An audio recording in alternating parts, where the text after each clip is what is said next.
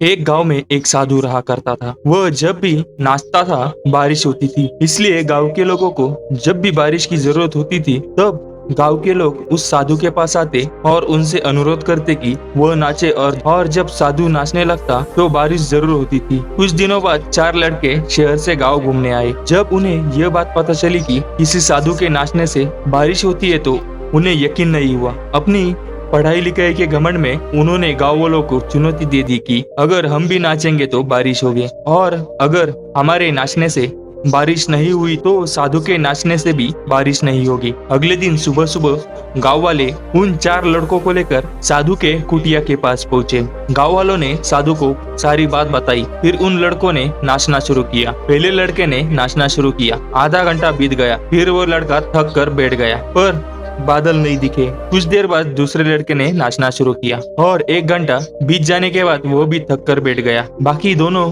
लड़कों ने भी ऐसा ही किया पर बारिश नहीं हुई और अब साधु की बारी थी। उसने नाचना शुरू किया। एक घंटा बीत गया पर बारिश नहीं हुई। साधु फिर भी नाचता रहा। नाचते नाचते 2 घंटे बीत गए पर बारिश नहीं हुई। 4 घंटे बीत गए फिर भी बारिश नहीं हुई। लेकिन साधु तो रुकने का नाम ही नहीं ले रहा था। धीरे धीरे शाम ढलने लगी और तब बादलों की गड़गड़ाहट सुनाई दी और थोड़ी देर बाद जोरों की बारिश होने लगी। यह देखकर चारों लड़के दंग रह गए और तुरंत साधु से क्षमा मांगी। फिर चारों लड़कों ने साधु से पूछा, बाबा भला ऐसा क्यों कि हमारे नाचने से बारिश नहीं हुई और आपके नाचने से बारिश हुई? साधु ने उत्तर दिया, जब मैं नाचता हूँ तो 2 बातें ध्यान में रखता हूँ। पहली बात तो मैं ये सोचता हूँ कि अगर मैं नाचूंगा तो बारिश को होना ही पड़ेगा और दूसरी बात ये कि मैं कब तक नाच लूंगा जब तक बारिश न हो जाए। सफलता पाने वाले में भी यह गुण विद्यमान होता है पर जिस काम को भी हम करते हैं उसमें उन्हें सफल होने का पूरा भरोसा होता है और